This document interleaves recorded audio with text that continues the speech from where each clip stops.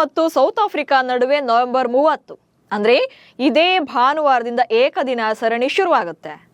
Already test ಸೀರೀಸ್ನಲ್ಲಿ clean sweep ಆಗಿರೋದ್ರಿಂದ ಏಕದಿನ ಮಾದರಿಯಲ್ಲಿ ಮಸ್ಟ್ ಅಂಡ್ ಶುಡ್ ಗೆಲ್ಲಲೇಬೇಕು. ಇಂಟ್ರೆಸ್ಟಿಂಗ್ ಏನಂದ್ರೆ ಈ ಸರಣಿಯ ವಿಶೇಷವೇ ರೋಹಿತ್ ಶರ್ಮಾ ಹಾಗೆ ವಿರಾಟ್ ಕೊಹ್ಲಿ ಆಡೋದು. ಕೋಟ್ಯಂತರ ಅಭಿಮಾನಿಗಳ ರಿಯಲ್ ಇನ್ಸ್ಪಿರೇಷನ್ ಆಗಿರುವಂತ ರೋಕೋ ಜೋಡಿ ತವರಿನಲ್ಲಿ ಮತ್ತೆ ಮೆನ್ ಇನ್ ಬ್ಲೂ ಜೆರ್ಸಿಯನ್ನ ತೊಟ್ಟು ಅಖಾಡಕ್ಕೆ ಇಳಿತಾರೆ. ಹಾಗೆ ಈ ಇಬ್ಬರಿಗೂ ಕೂಡ ಈ ಸರಣಿ ಪ್ರತಿಷ್ಠೆಯಾಗಲಿದೆ. ಗೆಲ್ಲಲೇಬೇಕಾದಂತ ಒತ್ತಡವೂ ಕೂಡ ಇದೆ. ಯಾಕೆ ಅನ್ನೋದನ್ನ ಈ ವಿಡಿಯೋದಲ್ಲಿ ಹೇಳ್ತೇನೆ. ನಾನು ಶಾಂತ. ನೀವು ಸುದ್ದಿಯಾನದ ಸಬ್ಸ್ಕ್ರೈಬರ್ ಆಗೋದಿಕ್ಕೆ ಮರಿಬೇಡಿ. ಭಾರತ ಮತ್ತು ದಕ್ಷಿಣ ಆಫ್ರಿಕಾ ಟೆಸ್ಟ್ ಸರಣಿ ಬಳಿಕ 3 ಪಂದ್ಯಗಳ ಏಕದಿನ ಸರಣಿಯನ್ನ ಆಡಬೇಕಿದೆ. ಸರಣಿಯ ಮೊದಲ ಪಂದ್ಯ ನವೆಂಬರ್ 30ರಂದು ರಾಂಚಿಯ JSCA ಅಂತಾರಾಷ್ಟ್ರೀಯ ಕ್ರೀಡಾಂಗಣದಲ್ಲಿ ನಡೆಯಲಿದೆ. ಈ ಪಂದ್ಯದಲ್ಲಿ ಭಾರತ ತಂಡದ ಮಾಜಿ ನಾಯಕರುಗಳಾದಂಥ ವಿರಾಟ್ ಕೊಹ್ಲಿ ಹಾಗೆ ರೋಹಿತ್ ಶರ್ಮಾ ಆಡುವುದೇ ವಿಶೇಷ. ಆಲ್ರೆಡಿ ಇಬ್ಬರು ಆಟಗಾರರು ಮೈದಾನದಲ್ಲಿ ಟೀಮ್ ಜೊತೆ ಪ್ರಾಕ್ಟೀಸ್ ಕೂಡ ಶುರು ಮಾಡಿದ್ದಾರೆ. ಉಭಯ ಆಟಗಾರರು ನೆಟ್ಸ್ನಲ್ಲಿ ಬ್ಯಾಟಿಂಗ್ ಮಾಡ್ತಾ ಇರುವಂತಹ ದೃಶ್ಯಗಳನ್ನ ಜಾರ್ಖಂಡ್ ಕ್ರಿಕೆಟ್ ಅಸೋಸಿಯೇಷನ್ ಪೋಸ್ಟ್ ಮಾಡಿದೆ. ಇನ್ನು ಈ ಪಂದ್ಯದ ಮೂಲಕ ಇಬ್ಬರು ಕೂಡ ಹೊಸದೊಂದು ದಾಖಲೆಯನ್ನ ನಿರ್ಮಾಣ ಕೂಡ ಮಾಡಲಿದ್ದಾರೆ. ಸಚಿನ್ ಮತ್ತು ದ್ರಾವಿಡ್ ಜೊತೆಯಾಟ ಮೀರಿಸ್ತಾರೆ ರೋಕೋ. ರೋಹಿತ್ ಶರ್ಮಾ ಮತ್ತು Virat Kohli team India star ಪ್ಲೇಯರ್ಗಳಾಗಿದ್ದು 1.5 ದಶಕದಿಂದಲೂ ಕೂಡ ಒಟ್ಟೊಟ್ಟಿಗೆ ಭಾರತದ ಪರ ಅದ್ಭುತ ಪ್ರದರ್ಶನಗಳನ್ನ ನೀಡ್ತಾ ಬಂದಿದ್ದಾರೆ. ಇದೀಗ ಜೊತೆಯಾಟದಲ್ಲೂ ಕೂಡ ಹೊಸ ಮೈಲುಗಲ್ಲು ನೆಡೋಕೆ ರೆಡಿಯಾಗಿದ್ದಾರೆ. ಸೌತ್ ಆಫ್ರಿಕಾ ವಿರುದ್ಧ ಮೊದಲ ಏಕದಿನ ಪಂದ್ಯದ ಮೂಲಕ ಭಾರತೀಯ ಕ್ರಿಕೆಟ್ ಇತಿಹಾಸದಲ್ಲಿ ಒಟ್ಟಿಗೆ ಅತಿ ಹೆಚ್ಚು ಅಂತಾರಾಷ್ಟ್ರೀಯ ಪಂದ್ಯಗಳನ್ನು ಆಡಿದ ಜೋಡಿ ಎನಿಸಿಕೊಳ್ತಾರೆ. ಇದಕ್ಕೂ ಮುನ್ನ ಸಚಿನ್ ತೆಂಡೂಲ್ಕರ್ ಹಾಗೆ ರಾಹುಲ್ ದ್ರಾವಿಡ್ ಜೋಡಿ ಒಟ್ಟಿಗೆ 391 ಅಂತಾರಾಷ್ಟ್ರೀಯ ಪಂದ್ಯಗಳನ್ನಾಡಿದೆ. ಇದು ಇಲ್ಲಿಯವರೆಗಿನ ದಾಖಲೆಯಾಗಿದೆ. ಪ್ರಸ್ತುತ ರೋಹಿತ್ ಹಾಗೆ ವಿರಾಟ್ ಜೋಡಿ ಕೂಡ 391 ಪಂದ್ಯಗಳನ್ನಾಡಿದೆ. ಅಂದ್ರೆ ಈಕ್ವಲ್ ಇದ್ದಾರೆ. ಆದ್ರೆ ರಾಂಚಿ ಪಂದ್ಯದೊಂದಿಗೆ ಈ ದಾಖಲೆಯನ್ನ ಬ್ರೇಕ್ ಮಾಡಿ ನಂಬರ್ 1 ಸ್ಥಾನಕ್ಕೆ ತಲುಪ್ತಾರೆ. ರೋಕೋ ಮೈದಾನಕ್ಕೆ ಇಳಿತಾರೆ ಅಂದ್ರೆ ಅಲ್ಲಿ ಯಾವುದೋ ಒಂದು ದಾಖಲೆ ಬ್ರೇಕ್ ಅಂತಾನೆ ಲೆಕ್ಕ ಬಿಡಿ. ಆದ್ರೆ ಅದು ಬೇರೆ ಪ್ರಶ್ನೆ. ಬಟ್ ಈ ಸರಣಿ ಈ ಜೋಡೆತ್ತುಗಳ ಪಾಲಿಗೆ ತುಂಬಾನೇ ಮುಖ್ಯ ಆಗುತ್ತೆ. ಬರೀ ತಂಡವನ್ನ ಗೆಲ್ಲಿಸೋದು ಅಷ್ಟೇ ಅಲ್ಲದೆ ತಮ್ಮ ಮಹತ್ವ ಏನು ಅನ್ನೋದ್ರ ಬಗ್ಗೆ ಕೆಲವರಿಗೆ ಸಂದೇಶ ಕೂಡ ಕೊಡಬೇಕಿದೆ. ಅದು ಹೇಗೆ ಅನ್ನೋದನ್ನ ನೋಡ್ತಾ ಹೋಗೋಣ. ಮೊದಲನೇದಾಗಿ ಟೆಸ್ಟ್ ನಿವೃತ್ತಿ ಬಳಿಕ ತವರಿನಲ್ಲಿ ಮೊದಲ ಅಂತಾರಾಷ್ಟ್ರೀಯ ಪಂದ್ಯವನ್ನ ಆಡ್ತಾ ಇರೋದು ಇವರು. IPL ಬಳಿಕ ತವರಿನಲ್ಲಿ ಯಾವುದೇ ಪಂದ್ಯಗಳನ್ನ, ಅದು ಕೂಡ ಅಂತಾರಾಷ್ಟ್ರೀಯ ಪಂದ್ಯಗಳನ್ನ ಆಡೇ ಇಲ್ಲ ಇವರಿಬ್ರು ಕೂಡ. ಕಳೆದ ಮೇ ತಿಂಗಳಿನಲ್ಲಿ ಇಬ್ರು ಕೂಡ 1 ವಾರದ ಅಂತರದಲ್ಲಿ ಟೆಸ್ಟ್ ಕ್ರಿಕೆಟ್ಗೆ ನಿವೃತ್ತಿಯನ್ನ ಘೋಷಣೆ ಮಾಡ್ತಾರೆ. ಆ ಬಳಿಕ ಅವರು ಮತ್ತೆ ಕಂಬ್ಯಾಕ್ ಮಾಡಿದ್ದೆ ಅಂತಾರಾಷ್ಟ್ರೀಯ ಪಂದ್ಯಗಳಲ್ಲಿ, ಅದು ಆಸ್ಟ್ರೇಲಿಯಾ ವಿರುದ್ಧ ಕಳೆದ ಅಕ್ಟೋಬರ್ನಲ್ಲಿ ಇಬ್ರು ಕೂಡ ಆಡ್ತಾರೆ. ಇದೀಗ ಟೆಸ್ಟ್ ನಿವೃತ್ತಿ ಬಳಿಕ ತವರಿನಲ್ಲಿ ಆಡ್ತಾ ಇರುವಂತಹ ಮೊದಲ ಅಂತಾರಾಷ್ಟ್ರೀಯ ಪಂದ್ಯ ಇದು.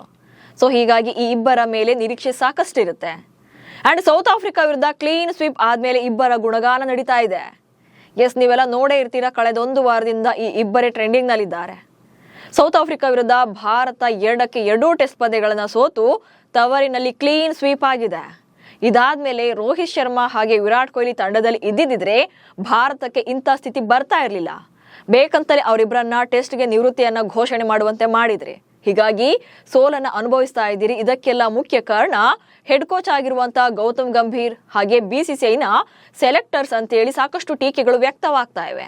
ಸೊ ಇಬ್ಬರ ಗುಣಗಾನ ನಡೀತಾ ಇರೋದ್ರಿಂದ ಇದನ್ನ ಮತ್ತೆ ಕ್ಯಾರಿ ಫಾರ್ವರ್ಡ್ ಮಾಡಬೇಕಾದಂತ ಅನಿವಾರ್ಯತೆಯಲ್ಲಿ ಈ ಇಬ್ಬರು ಆಟಗಾರರಿದ್ದಾರೆ. ಇನ್ನು ಏಕದಿನ ಸರಣಿಯನ್ನ ಶತಾಯಗತಾಯ ಗೆಲ್ಲಲೇಬೇಕಾದಂತ ಒತ್ತಡ ಇದೆ. ಯಾಕಂದ್ರೆ ನೀವೇ ನೋಡಿದಿರಿ, ಇತ್ತೀಚೆಗೆ ಸೌತ್ ಆಫ್ರಿಕಾ ವಿರುದ್ಧ ಟೆಸ್ಟ್ ಸರಣಿಯಲ್ಲಿ ಕ್ಲೀನ್ ಸ್ವೀಪ್ ಆಗಿ ಮುಖಭಂಗವನ್ನ ಅನುಭವಿಸಿದೆ ಭಾರತ. ಹೀಗಾಗಿ ಈ ಗಾಯಕ್ಕೆ ಮುಲಾಮು ಹಚ್ಚಬೇಕು ಅಂದ್ರೆ ಅಟ್ಲೀಸ್ಟ್ ಏಕದಿನ ಸರಣಿಯನ್ನ ಗೆದ್ರೆ ಸೊ ಟೆಸ್ಟ್ ಸೋಲಿನ ಸ್ವಲ್ಪ ಸಿಟ್ಟು ಕಡಿಮೆ ಆಗಬಹುದು. ಹೀಗಾಗಿ ಈ ಸರಣಿಯನ್ನ ಗೆಲ್ಲಲೇಬೇಕಾದಂತ ಒತ್ತಡ ಕೂಡ ಇದೆ. ಅಂಡ್ ಒನ್ ಮೋರ್ ಥಿಂಗ್ ಏನಂತಂದ್ರೆ KL ರಾಹುಲ್ ಕ್ಯಾಪ್ಟನ್ ಆದ್ರೂ ಕೂಡ ರೋಹಿತ್ ಹಾಗೆ ಕೊಹ್ಲಿನೇ ಈ ಪಂದ್ಯದ ಹೈಲೈಟ್ ಆಗ್ತಾರೆ. ಶುಭನ್ ಗಿಲ್ ಅವರ ಆಬ್ಸೆನ್ಸ್ ನಲ್ಲಿ ಪ್ರಸ್ತುತ KL ರಾಹುಲ್ ಈ ಸರಣಿಯಲ್ಲಿ ಕ್ಯಾಪ್ಟನ್ಸಿನ ವಹಿಸಿಕೊಂಡಿದ್ದಾರೆ. KL ಕ್ಯಾಪ್ಟನ್ ಆಗಿದ್ರು ಕೂಡ ಇಲ್ಲಿ ಹೈಲೈಟ್ ಆಗೋದೇ ರೋಹಿತ್ ಶರ್ಮಾ ಹಾಗೆ ವಿರಾಟ್ ಕೊಹ್ಲಿ. ಅವರು ಮೈದಾನದಲ್ಲಿ ಮಾಡುವಂತ ಸ್ಟ್ರಾಟಜಿಗಳಲ್ಲಿ ಹೈಲೈಟ್ ಆಗುತ್ತೆ.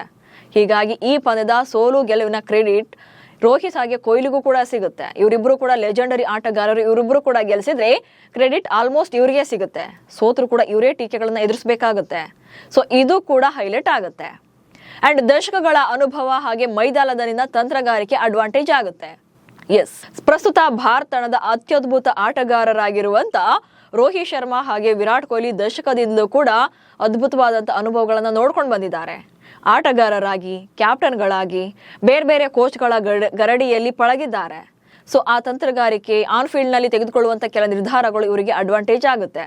ಸೊ ಇದನ್ನ ಸೌತ್ ಆಫ್ರಿಕಾ ವಿರುದ್ಧದ ಏಕದಿನ ಸರಣಿಯಲ್ಲೂ ಕೂಡ ಯೂಸ್ ಮಾಡ್ಕೊಳ್ಬಹುದು. ಅಂಡ್ ಇದೆಲ್ಲಕ್ಕಿಂತ ಹೆಚ್ಚಾಗಿ ಈ ಸರಣಿ ಮುಖ್ಯ. ಯಾಕಂದ್ರೆ 2027 ವಿಶ್ವಕಪ್ ವರೆಗೂ ಕೂಡ ಮುಂದುವರಿಯೋಕೆ BCCIಗೆ ಸಂದೇಶನ ಕೊಡಬೇಕು. ಎಸ್, ಇವರಿಬ್ರು ಕೂಡ ಎಲ್ಲಾ ಮಾದರಿ ಅಂದ್ರೆ ಅಂತಾರಾಷ್ಟ್ರೀಯ ಕ್ರಿಕೆಟ್ಗೆ ಗುಡ್ ಬೈ ಹೇಳಿ ಅಂತೇಳಿ ಕೆಲವರ ಅಭಿಪ್ರಾಯವಾಗಿತ್ತು. ಆದ್ರೆ ಏಕದಿನ ಮಾದರಿಯಲ್ಲಿ ಮಾತ್ರ ಈ ಲೆಜೆಂಡರಿ ಆಟಗಾರರು ಕಂಟಿನ್ಯೂ ಆಗ್ತಿದ್ದಾರೆ. ಇವರಿಬ್ಬರ ಮೇನ್ ಅಜೆಂಡಾ ಉದ್ದೇಶ ಇರೋದೇ 2027 ಏಕದಿನ ವಿಶ್ವಕಪ್ ಅನ್ನ ಗೆಲ್ಲಬೇಕು ಅನ್ನೋದು. ಯಾಕಂದ್ರೆ 2023 ಅಜೇಯವಾಗಿ ಫಿನಾಲೆಗೆ ಲಗ್ಗೆ ಇಟ್ಟರು ಕೂಡ ಫೈನಲ್ ನಲ್ಲಿ ಆಸ್ಟ್ರೇಲಿಯಾ ವಿರುದ್ಧ ಸೋಲನ್ನ ಕಂಡಿದ್ರು. ಸೊ ಇದೊಂದು ಅವರ ಗರಿಮೆಗೆ ಒಂದು ಪಾತ್ರ ಆಗ್ಬೇಕಿದೆ. ಹೀಗಾಗಿ ವಿಶ್ವಕಪ್ ವರೆಗೂ ಕೂಡ ಕಂಟಿನ್ಯೂ ಆಗ್ಬೇಕು ಅಂತಂದ್ರೆ BCCIಗೆ ತಾವು ಆಟ ಆಡೋದ್ರ ಜೊತೆಗೆ ಇಬ್ಬರ ಪಾರ್ಟ್ನರ್ಶಿಪ್ ನಲ್ಲೂ ಕೂಡ ಹಾಗೆ ತಂಡವನ್ನ ಗೆಲ್ಲಿಸೋ ಸಾಮರ್ಥ್ಯ ನಮ್ಮಲ್ಲಿ ಇನ್ನೂ ಇದೆ ಅಂತೇಳಿ ಸಂದೇಶವನ್ನ ರವಾನೆ ಮಾಡಬೇಕಿದೆ. ಸೊ ಈ ಎಲ್ಲಾ ಅಂಶಗಳನ್ನ ಗಮನದಲ್ಲಿಟ್ಕೊಂಡು ನೋಡಿದ್ರೆ ಸೌತ್ ಆಫ್ರಿಕಾ ತಂಡವನ್ನ ಬಗ್ಗು ಬಡಿಯೋದು ಟೀಮ್ ಇಂಡಿಯಾಗೆ ಎಷ್ಟು ಮುಖ್ಯನೋ ರೋಹಿತ್ ಶರ್ಮಾ ಹಾಗೆ ವಿರಾಟ್ ಕೊಹ್ಲಿ ಮೇಲೂ ಕೂಡ ಅಷ್ಟೇ ಪ್ರೆಷರ್ ಇದೆ. ಯಾಕಂದ್ರೆ ದಶಕದವರೆಗೆ ಬ್ಯಾಟರ್ಗಳಾಗಿ ಹಾಗೆ ವರ್ಷಗಟ್ಟಲೆ ಕ್ಯಾಪ್ಟನ್ಗಳಾಗಿ ಬಿಗ್ ಈವೆಂಟ್ಗಳಲ್ಲಿ ತಂಡವನ್ನ ಗೆಲ್ಲಿಸಿಕೊಟ್ಟಿರುವಂತ ಈ ಜೋಡಿಗೆ ಯಾವುದು ಕೂಡ ಅಸಾಧ್ಯವಲ್ಲ.